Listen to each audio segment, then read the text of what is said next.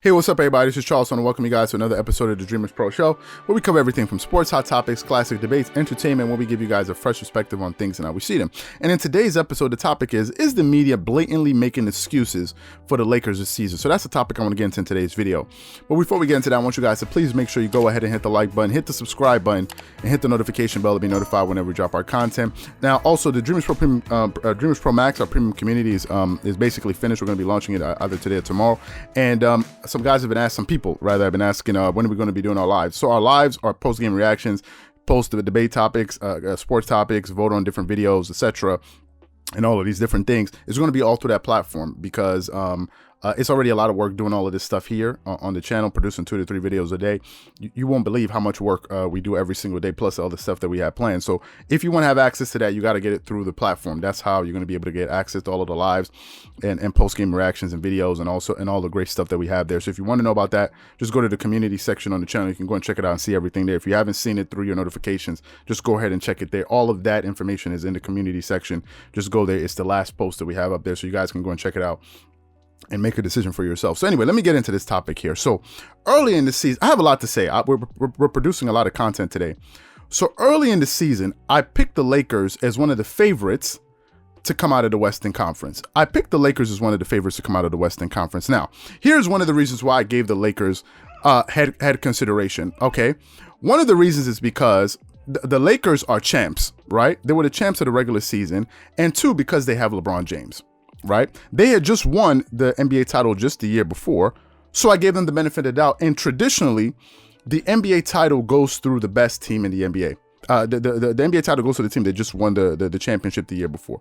That's normally how it happens, right? We all know this.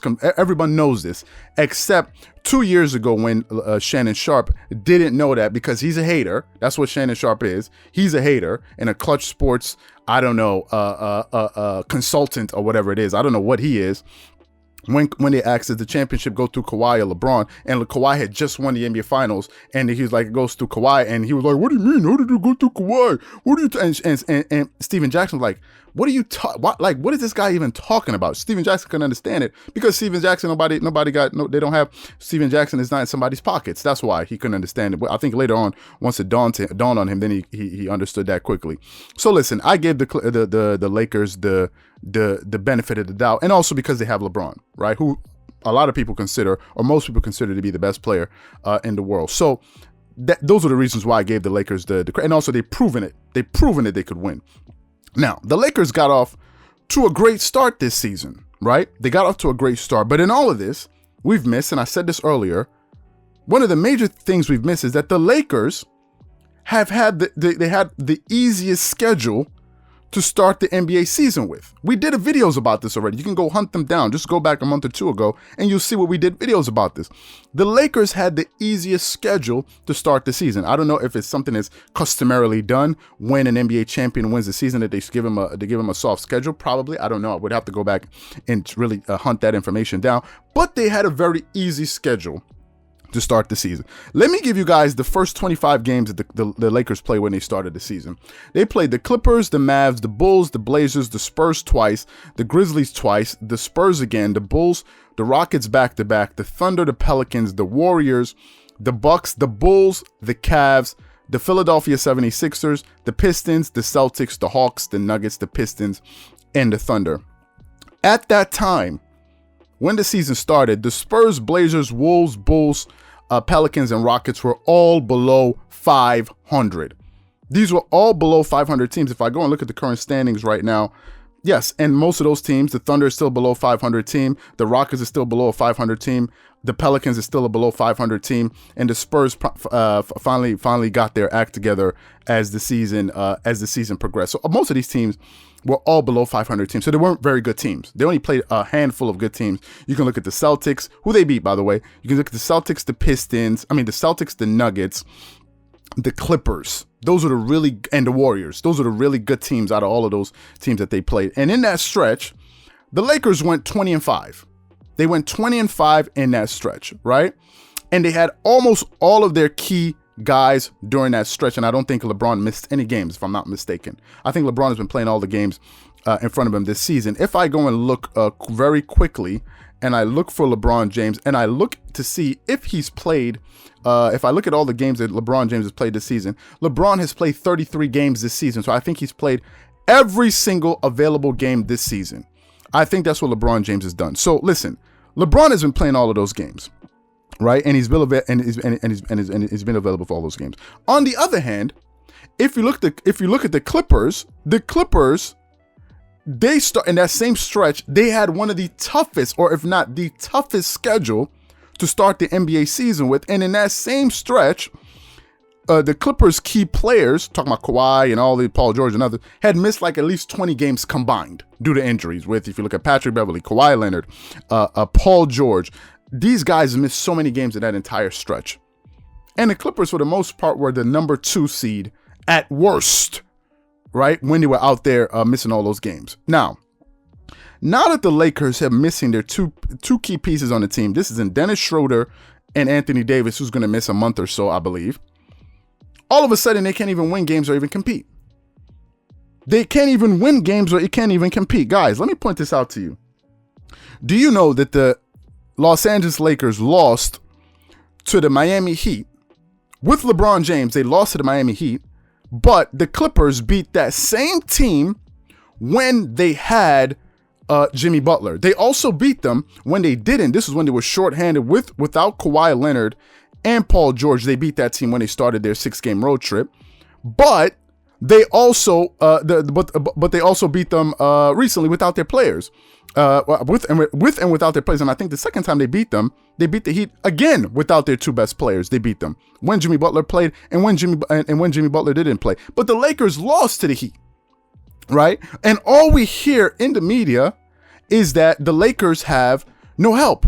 LeBron has no help. There's no Dennis Schroeder. There's no Anthony Davis. Now, granted, there isn't any Dennis Schroeder. There isn't an Anthony Davis. Fine, we all get that. However, right, they still have LeBron James. Other teams have had to do more with less. The Clippers have been doing it all season long. This is not a new thing. This is the life the Clippers. If you want to talk about the combined games that their starters have missed, I counted it before. Combined, the starters have missed. If you combine all the missed games of the starters on the Clippers, they have missed 34 games this season. And they currently, as we stand, have a better record than the Lakers. And all you hear is the media giving them a pass. Last night, Mark Jackson, during the telecast, who was calling the game, was calling out the Lakers on their horrendous defense. He said it's one thing to be shorthanded. It's another thing not to compete on the defensive side of the floor, right? Y'all remember when the Clippers lost that game by 47 points? It was like the end of the world. It was like Armageddon. Right now, I'm curious to see how the media is going to treat this same loss. Lakers have lost 4 games in a row. 4 games in a row. And my question is, why is the media babying these guys? LeBron is playing these games. Why can't the Lakers win these games? So it's either one or two things. Either the Lakers are getting a serious pass from the media and getting a benefit of the doubt, or they're not as good as we thought. This is going to piss some Laker fans off. That's your business, because there are days when I give credit when it's due. I'll give you your credit when it's due. There are days when I get on the Clippers. So now it's your turn, because there's the emotional bunch that you can't really take seriously. These guys, I don't know where these guys are made. These emotional guys, they're so emotional. I don't know where they're made, to be honest with you. But it's either the media's giving them a pass, which I think they are, or they're not that good. Because when they lose, you're going to hear, oh, they didn't have Dennis Schroeder. But other teams have been doing the same thing. Why is it different when it comes to them? Oh, he doesn't have help. What about the Clippers and other teams? And somehow, those teams manage to stay afloat, but the Lakers can't. Now, all of a sudden, the Lakers have nobody. Dennis Schroeder is like a 6'2" point guard.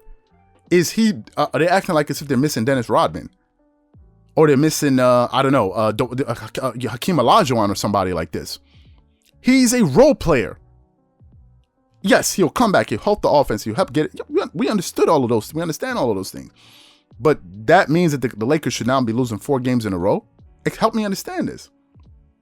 Help me understand this. Now, listen, they lost to a Utah Jazz team. The Utah Jazz are no joke. We all knew this. The Utah Jazz beat a shorthanded Clippers team. So no one is surprised by that loss. But when they did play with the Clippers players, they won. The Lakers played them and they had LeBron. There's no way they should be getting blown out by over 20 points or whatever it is, close to 20 points or whatever the score is. They lost to the Wizards. How? How did they lose to the Wizards? So listen, it's either the media is giving them a serious pass or the Lakers are not as good as we thought they were. Whatever you guys think, please leave your thoughts and comments in the comment section below. Again, if you enjoyed the video, be sure to make sure you go ahead and hit the like button, hit the subscribe button, and hit the notification bell to be notified whenever we drop our content. Once again, this is Charles here from Dreamerspro. Wishing you guys an amazing day. Catch you guys on the next episode. Peace.